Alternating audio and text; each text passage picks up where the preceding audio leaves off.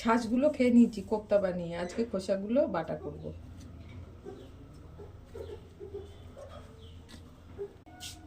একটু জল দিলাম, বাটা হয়ে গেছে খোসাগুলো। আর রসুনগুলো বেটে নেব। একটু কালো সরষে ফোড়ন দিলাম,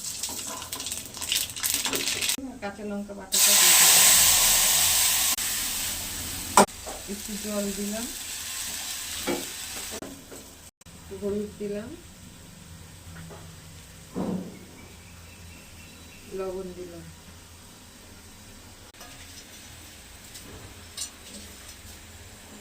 একটু চিনি দিলাম। এবারে কষিয়ে নেবো ভালো করে, তারপরে বাটাটা।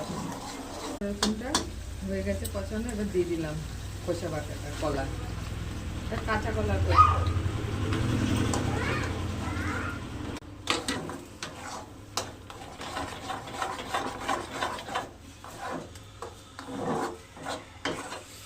শুকনো শুকনো হবে, তারপরে নামাবো।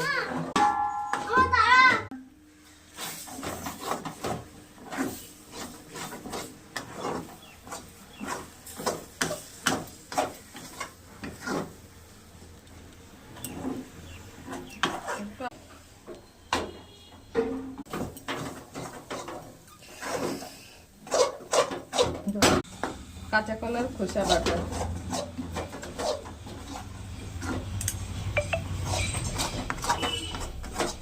নামিয়ে নেবো।